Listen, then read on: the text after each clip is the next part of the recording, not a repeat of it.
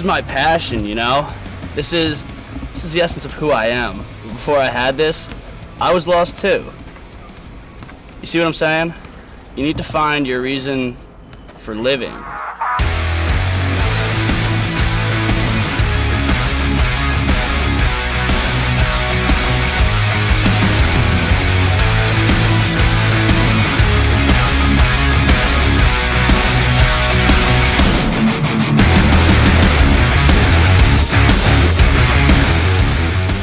Check. Skateboarding, 1, 2, 3, 4. Skateboard. Jake Donnelly, the senior engineering major at the Catholic University of America. Everything engineering comes first. It's all about the studies, so I'm always working on this stuff. These projects keep me busy, keep me away from skating. Kind of a bummer because, you know, I would definitely like to be out skating on nice days like this, but I'm here working. It's kind of what it's all about, though. Makes that a time when I do get to skate a little more special because there's not much of it. Oh yeah.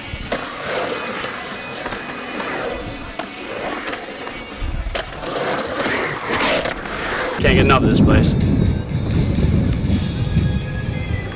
Definitely one of my favorite spots as a skater, but I don't know.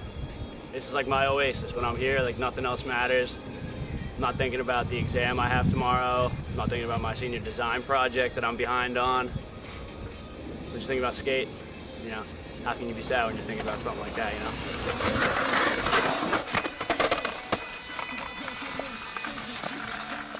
I got into skateboarding growing up. I grew up in a small shore town, and instead of getting like a ride from my parents or something like that, like it would always be using a skateboard as a means of getting from A to B.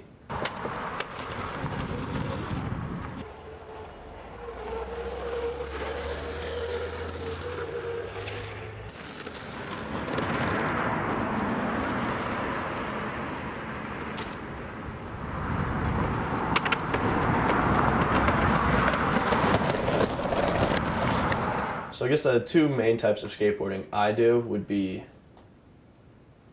transition skating, which is like you see people riding old emptied out pools, like that's big on the West Coast. So yeah, like the whole like concept behind these pools is it's a little more vert than it is street, but a little more street than it is vert. So it's not, you know, like the mega pipe, but it's not skating a set of stairs. So it's sort of transition. That's where it gets its name. That's my favorite because that's what I get like the biggest rush from. Why do I like skateboarding so much? A, I'm an adrenaline junkie. Everyone needs their fill of something, and I don't know, for me it's like adrenaline. Skating is a great means to that because it's a really, I don't even know how to describe it. It's just like a kind of a progressive way to do it, you know? It's not just numbskull jackass shit.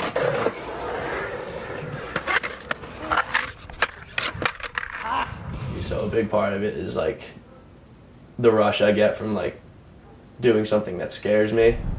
Facing your fears, like first time dropping in was super scary, really intimidating. First time trying a new trick is, especially in a setting like this where it's like you fall, you could go 6 feet to concrete, just flat onto your back. It's like, you know, it's scary. So when like you try it and you pull it off, it's a really gratifying feeling. I'm not skating to compete with anyone but myself. Like I just want to push myself to, you know, land a trick that I couldn't land the day before or land a trick better than I did the day before. It's sort of a self-fueled, I guess, like accomplishment thing where I'm trying to push myself just to be better. I don't know. It's like a good hobby I get into, like between the adrenaline and the accomplishment. It's like something fun.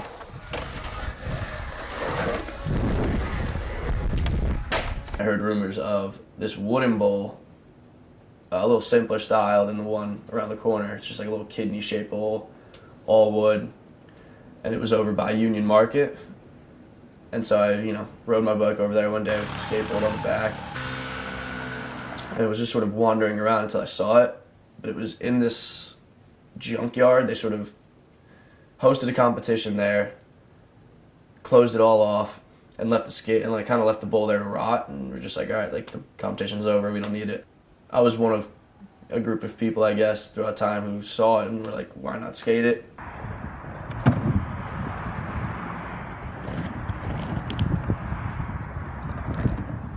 So it's like this big 12-foot barbed wire fence, and I sort of was like just wandering around looking like, how can I get in?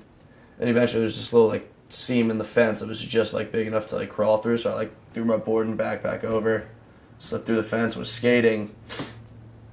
And while I was there, some guys started yelling like, hey, like, what are you doing? Like, you can't be here. And I was like, oh, I'm sorry. Like, I didn't know. And he like, turns out he was one of the guys who had built that bowl, and he was there to like do maintenance on it. And he was like, yeah, we're trying to open it as a public park, but people keep sneaking in, and the guy who owns the land is getting really mad about that.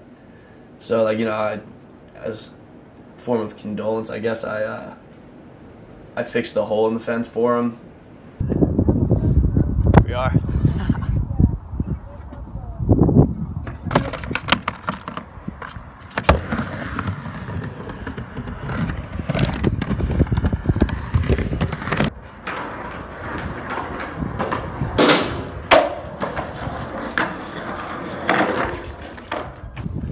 Thus concludes the kick-ass day at a kick-ass skate park. Oh.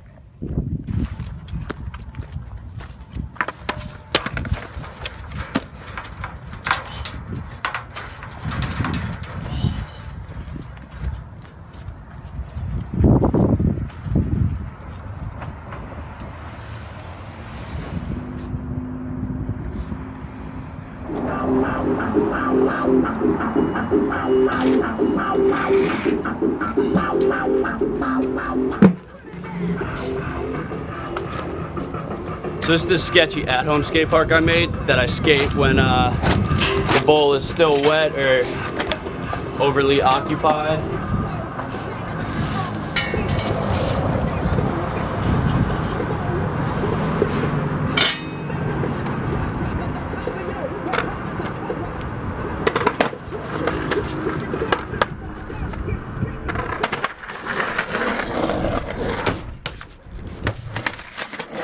With skating, obviously, especially transition style or even just A to B skating, is always a huge risk of injury.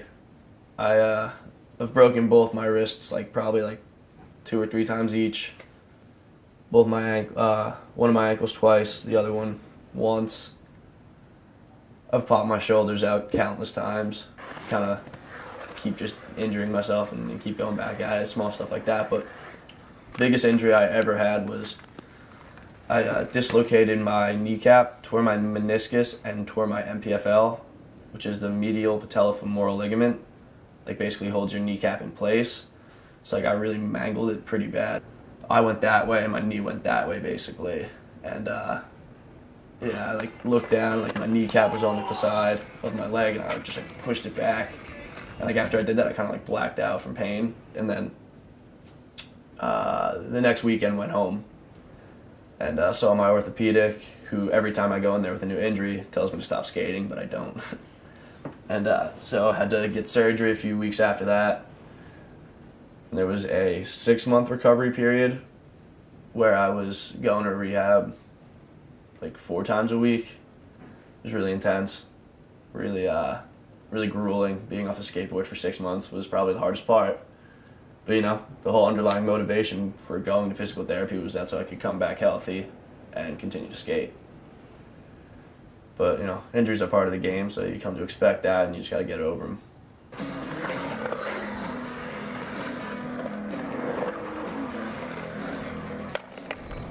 People have always said to me, what am I going to do when I stop skating? And I don't think I'll ever stop skating until my body can't anymore. And when I hit that stage, I don't know what I'll do. I'll have to figure it out when I get there.